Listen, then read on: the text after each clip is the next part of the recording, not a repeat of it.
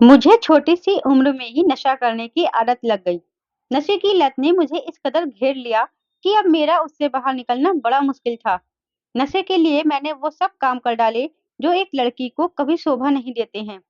एक रोज मेरी जिंदगी ने ऐसा मोड़ लिया जिसका मुझे जरा भी अंदाजा नहीं था। एक रोज मैं शराब पीकर घर आई तो मैंने देखा कि मेरा नाम रानी है। हमारे घर में मेरे दादाजी शराब का सेवन करते थे। उन्हें हमेशा से ही लत थी कि वह सोने से पहले शराब पीकर खाना खाकर फिर ही सोते थे। शायद यही उनकी लत मुझे भी ले बैठी। दरअसल मैं जब छोटी सी थी तो मैं अपने दादाजी को शराब पीते हुए देखती थी। इसलिए एक रोज मेरे मन में आया कि पता नहीं इस बोतल में ऐसा क्या है कि दादाजी पीने के बाद इतने खुश खुश हो जाते हैं। मुझे भी ट्राई करना चाहिए। इसलिए एक रोज मैंने एक ढक्कन में वो शराब डाली और पी ली। पहले दिन मुझे बहुत चक्कर आने लगे। मैं बिना कुछ बताए सो गई। लेकिन धीरे धीरे मुझे रोजाना वह पीने की आदत हो गई और इस तरह मैं शराब पीने की आदी हो गई। मुझे बिल्कुल भी खबर नहीं थी कि मैं किस जाल में फंसती जा रही हूँ। घर वालों को किसी को भी पता नहीं था कि मैं क्या कर रही हूँ। दरअसल हमारी फैमिली में मेरे दादाजी, मेरे पापा और मेरे बड़े भैया और मैं, हम लोग ही रहते थे। मेरे पापा किसी बड़े आदमी की टैक्सी चलाकर हमारा घर परिवार चलाते थे और मेरे दादाजी पूरा दिन घर में रहते थे और मेरी माँ हाउसवाइफ थी। मेरे बड़े भैया मुझसे थोड़े ही बड़े थे, इसलिए हम दोनों स्कूल में पढ़ाई करते थे। तब मुझे धीरे-धीरे नशा करने की लत लग चुकी थी। मैं अपने दादाजी की शराब की बोतल से धीरे से रोजाना थोड़ी-सी शराब निकाल लेती और उसे गटक जाती और मुझे बड़ा ही नशा हो जाता। लेकिन मैं किस अंधेरे में जा रही थी, मुझे खुद खबर नहीं थी। ना ही घर वालों को किसी को खबर पड़ती, क्योंकि दरअसल जब सब लोग सो जाते थे, तो मैं धीरे से दादाजी के कमरे में जाती और वह शराब पीकर अपने कमरे में आ जाती। धीरे-धीरे मुझे उसकी लत लगने लग गई थी। एक रोज हमारी जिंदगी ने एक अजीब मोड़ लिया कि मेरे पिताजी का किसी एक्सीडेंट में देहांत हो गया।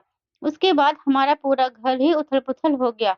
अब कमाने वाला कोई भी नहीं था, इसलिए मेरी माँ ने सोचा कि उन्हें ही कमाना पड़ेगा, क्योंकि मैं और मेरे बड़े भैया तो बिल्कुल छोटी उम्र के थे। हम लोगों ने अभी स्कूल भी पूरा नहीं किया था और दादाजी बुजुर्ग थे। इसलिए हमारी पढ़ाई का खर्चा, मेरे दादाजी की दवाई का खर्चा और भी काफ़ी खर्चा हो जाता था, जिसे चलाना मुश्किल था।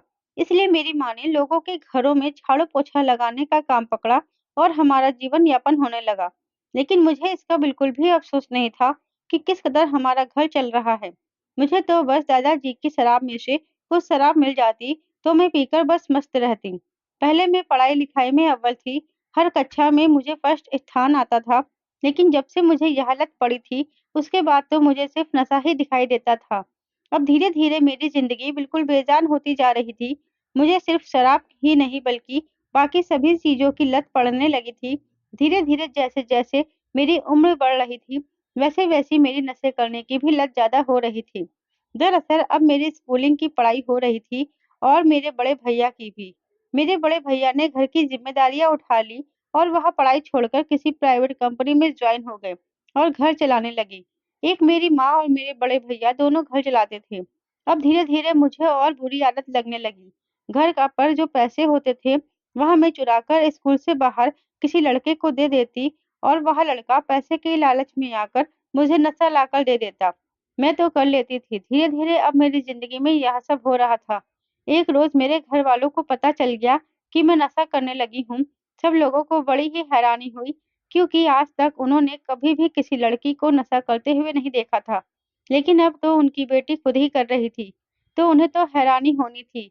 वह लोग बड़े ही दुखी हो गए और उन्होंने मुझे खूब समझाया, लेकिन आदत कहाँ छूटने वाली थी। अब मैं चोरी-छुपे नशा करने लगी। उन लोगों को लगता था कि शायद मैं सुधर गई हूँ, लेकिन मैं कहाँ सुधरने वाली थी। मैं पढ़ाई-लिखाई के बहाने घर से बाहर जाती और नशा करने के लिए पैसों का जुगाड़ कर लेती और लड़कों के साथ भी संबंध बनाने लगी, ताकि 4 पैसे आने लगे और मैं नशा कर लूँ।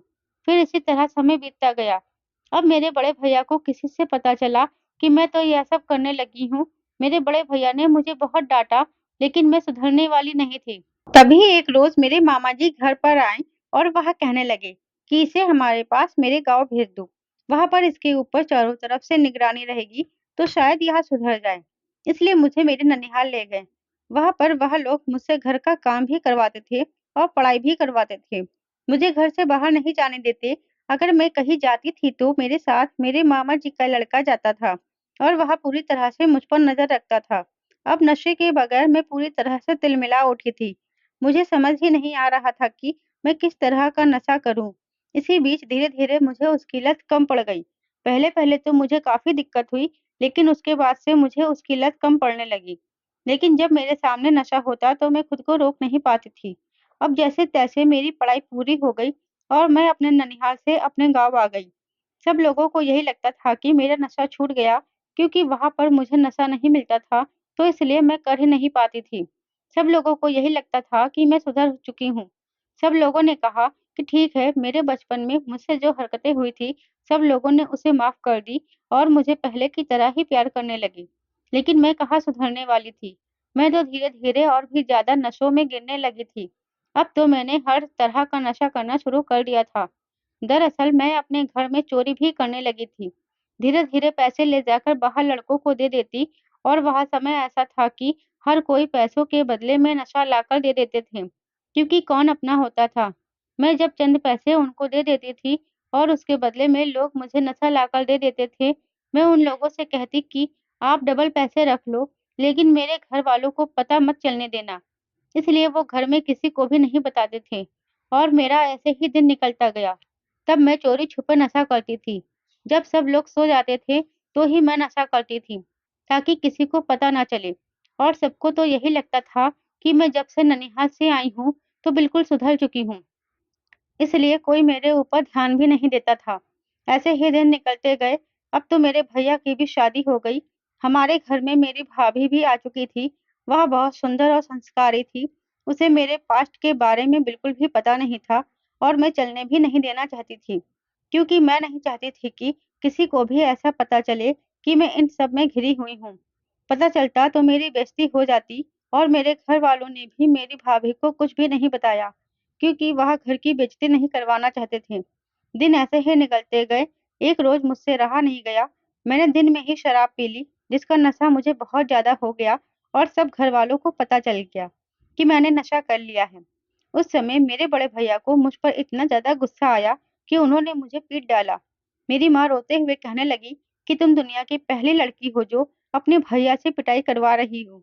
कोई भी भाई अपनी बहन को हाथ भी नहीं लगाता, लेकिन तू अपनी हरकतों की वजह से उससे पिट रही है।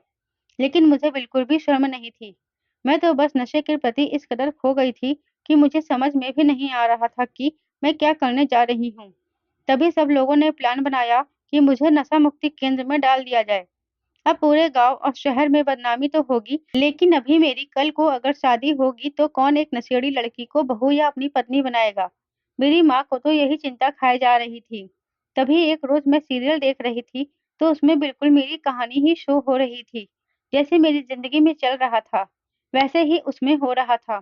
तभी मुझे पता चला कि शायद मुझे इन सब से बाहर निकल जाना चाहिए, क्योंकि अगर मैं नशे के अंदर गिरी रही, तो मेरे से ना जाने कितनी गलतियाँ हो जाएँगी और सबकी नज़रों से मैं पूरी तरह से गिर जाऊँगी। तब कोई मुझसे प्यार नहीं करेगा। मेरा पूरा पास्ट फ्यूचर अंधेरे में चला जाएगा। तभी मैंने ठान लिया कि जिस चीज़ से मैं मुझे रुचि है, उसमें मैं जमकर मेहनत करूँगी और इन सब से बाहर आ जाऊँगी।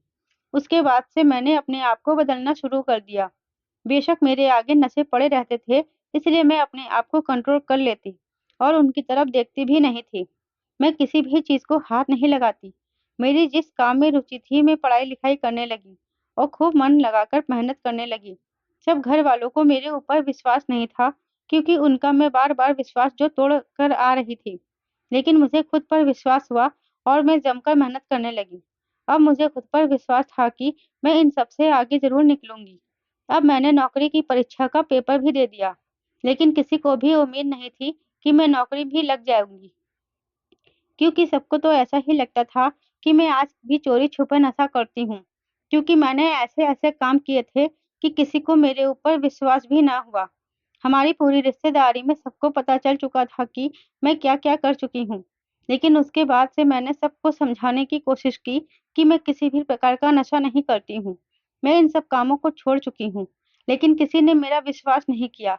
लेकिन मेरी ज़िंदगी एक अजीब ही मोड़ ले आई, जिसके अंदर मेरे लिए शायद खुशियाँ ही खुशियाँ भरी थी।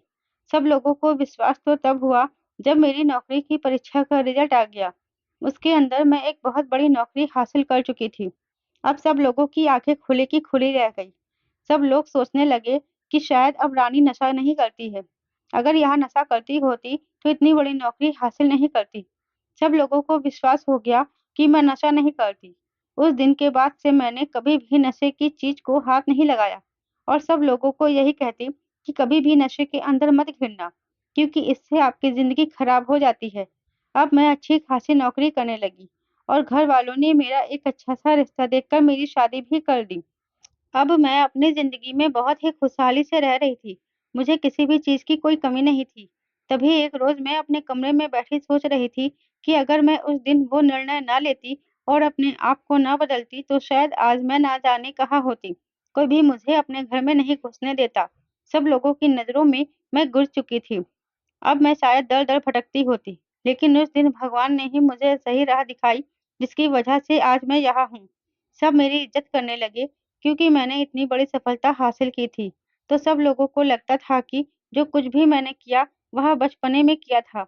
अब तो मैं बहुत समझदार हो चुकी हूँ और वाक़ई में मेरी ज़िंदगी इतनी बदल चुकी थी कि जो लोग मुझे अपने घर में घुसने नहीं देते थे, जो लोग मुझे नशेड़ी बोलते थे, वह आज हर काम मुझसे पूछकर करते थे। अब मेरे पति को भी मुझ पर गर्व था कि मैं इतनी बड़ी नौकरी करती हूँ और घर को सँभालती हूँ। इसी तरह मेरी खुशहाली भरी ज़िंदगी चल रही थी। लेकिन अब मेरी ज़िंदगी में एक अलग ही मोड़ ले लिया था। मुझे बिल्कुल भी अंदाज़ा नहीं था कि मेरे साथ क्या होने वाला है। बचपन में जो मुझसे गलतियाँ हुई थी, मैं उन गलतियों को भूल चुकी थी। मुझे ऐसा ही लगता था कि मैं किसी बुरी आदत में फँस गई थी, लेकिन मैंने उसे छुटकारा पा लिया। लेकिन मुझे क्या पता था कि वह मेरी बुरी आदतें मेरे फ्यूचर में मेरे लिए बाधा खड़ी करेंगी। दरअसल मैं अपने ससुराल में हँसी-खुशी जीवन बिता रही थी।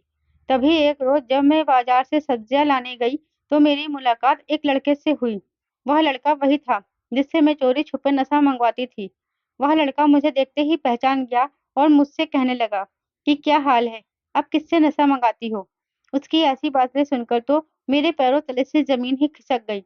मेरा जो बुरा समय था, जिस दलदल में धँसी हुई थी, उसी दलदल में मैं वापस से मेरा दिमाग दौड़ने लगा।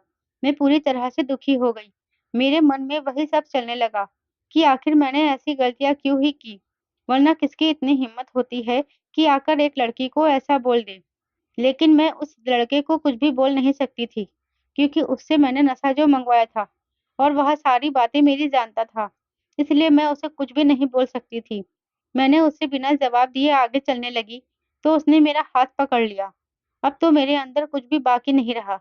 मैं उससे हाथ छुड़वाने की कोशिश कर रही थी, लेकिन उसने मेरा हाथ नहीं छोड़ा।